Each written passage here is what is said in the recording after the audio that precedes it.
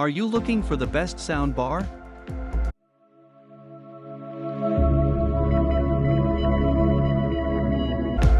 For this Bose Soundbar 700 review, we had high hopes. Bose has a reputation for delivering tremendous sound from tiny packages. On paper, it appears to be in a good position to provide some of the best soundbars. So here's the Bose Soundbar 700, which is the company's current premium soundbar. While everyone else goes large for their high-end models, this one delivers on the Bose promise of small box, big sound in spades, packing a lot more volume into its remarkably compact design than you might anticipate. It also looks good, so it seems like the kind of item to combine with one of the greatest TVs if you don't want to spend a lot of money on a TV, but still want your devices to look nice, something not all smaller and cheaper soundbars do. The Soundbar 700, on the other hand, is missing a few of crucial features and, as a result, falls victim to some stiff competition, leaving it as a fine, but not fantastic, alternative. Let's have a look at why that is. Bose is known for being at the high end of whatever audio product category it enters, and the Soundbar 700 is no exception. For the premium pricing, the Soundbar 700 comes with some truly premium features. Its adaptive auto-calibrating mechanism is particularly impressive. This requires you to wear a small headset and sit in the 5 most used seating locations in your room while the soundbar plays a series of test sounds in order for it to optimize its sound to your room layout. Take the time to run the routine since it makes a huge difference in the sound's impact and dynamics. Other premium setup and day-to-day use capabilities are also available, which I'll go over in more detail in the design and usability section a bit lower down. The connectors on the Soundbar 700, on the other hand, aren't as high-end as I'd want. The availability of only one HDMI port is particularly bad, as it means you can only feed it audio over HDMI from TVs with ARC or EARC HDMI outputs. You can't use the soundbar as a simple switch box to route audio and video.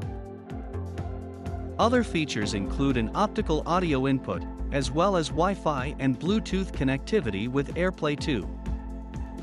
It's also a shame that the Soundbar 700 doesn't support the object-based sound formats Dolby Atmos or DTS-X. I suppose Bose could claim that such support isn't required for a soundbar that lacks up-firing speakers and ships without rears or subwoofers. However, you can upgrade the Soundbar 700 with optional external wireless bass and surround sound speakers, albeit this will more than quadruple the price.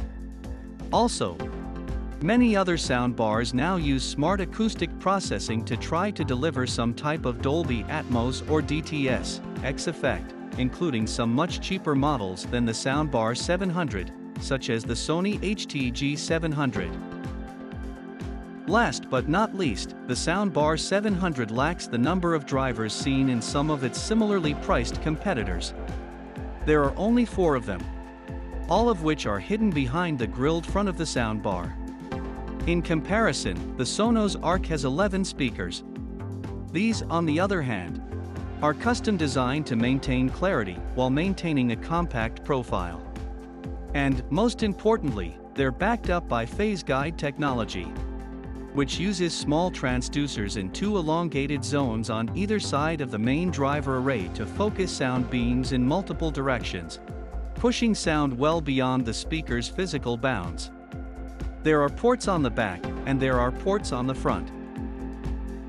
Meanwhile, to produce clearer bass, adopt a resistive screening design. The Soundbar 700 excels at a few tasks.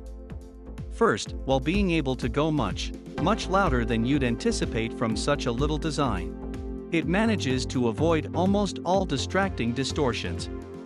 Bass does not fut or stop playing. Trebles only sound harsh or strident under the most extreme circumstances. And, no matter how hard it's worked, the well-built bodywork never buzzes or rattles. Next, the Soundbar 700 produces sound that extends well beyond its small size.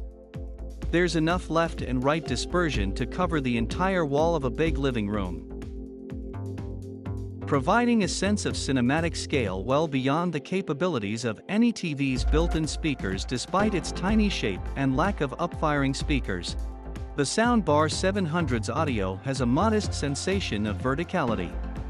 This little verticality is very effective for making dialogue appear to come from the screen rather than the speaker. With 4 forward-facing drivers and phase guide multidirectional beam elements, the sound system is built in such a manner that, despite the wide dispersion, vocals sound clean and locked in place at the heart of the soundbar's sound.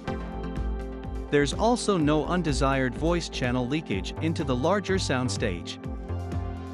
The soundstage, on the other hand, isn't always fully seamless. Effects placement in cinema soundtracks can be a little hazy, and the impression of space can occasionally feel muddy and one-dimensional, especially at the soundstage's extreme left and right margins. The acoustic architecture of the Soundbar 700 might also cause issues with music. The lead vocals are clear, energetic, and clean. There's also a good sense of stereo separation and oddly, the sound with music seemed even more free of the restrictions of the 700's bodywork than massive movie mixes did.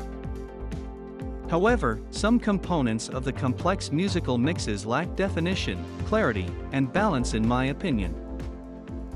With large movie soundtracks, the Soundbar 700 also lacks a bit of bite and attack. Big explosions, for example, may lack impact when compared to comparable high-end soundbars. Partly because the bass lacks the range and nimbleness to deliver unexpected forceful impacts, even with the optional sub. And partly because the drivers can't find enough more gears to allow such powerful moments to grow and swell. Dense soundtracks can sound little muddy at high volumes, with the bass becoming a little soupy. Finally, having become accustomed to high-end soundbars, such as the Sonos Arc or Samsung HWQ950T giving precise and well-defined height channel effects. For the money, the Soundbar 700's far more generalized and limited verticality feels fairly constrained. The Soundbar 700 offers a quality appearance and feel. It's also sturdy and weighty, implying that the insides are well made. Its tempered glass top edge is stylish, and the front left corner includes a couple of touch response buttons.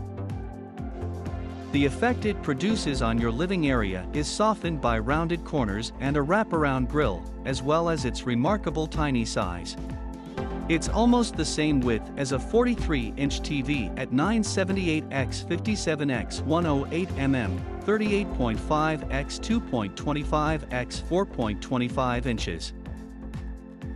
For a high-end soundbar, this is extremely compact. By instance, the Sonos Arc is as wide as a 55-inch TV, thus the Bose carves out a niche just by being small. The Bose Music app makes setup a breeze, for iOS and Android. When you initially launch Bose Music and plug in the speaker, the app walks you through everything from connecting the speaker to your Wi-Fi network to adding your subscription music services and setting up voice control with Alexa or Google Assistant. The Soundbar 700's remote is another high-end feature. This is exceptionally large, comfortable to handle thanks to its rubberized feel, and, best of all, lighted, allowing you to find the buttons you want even in the dark. In fact, the lights turns on as soon as you pick up the remote, due to a built-in motion sensor. You don't even have to find an initial button to click. The button backlighting is even context-aware, illuminating only the buttons that are relevant to your setup. The lack of an LED display on the soundbar to help you keep track of inputs, volume levels, and so on is a usability disappointment. Although it's usual for low-cost soundbars to lack LEDs, many high-end versions do. However, there is some compensation in the form of a lovely luminous stripe that runs along the top of the left side and indicates when the soundbar is responding to your button presses or voice requests. The Bose Soundbar 700 has a number of features that we like. It's a nice design, and it pulls off the traditional Bose trick of producing a considerably larger sound, in terms of volume and soundstage area, than you'd expect from such a small device. It also has some convenient setup options. It lacks the raw power of a model with a subwoofer as a single-box speaker, but that may not bother you. But more crucially, it lacks the dynamic punch of the Sonos Arc. On a soundbar this expensive, the absence of HDMI throughput and Dolby Atmos/DTS/X decoding is also a disappointment. Finally, while it's convenient to add an extra subwoofer and back speakers to the Soundbar 700, the Bose doesn't disappoint. It's just that there are a lot of other options that perform better for the same money.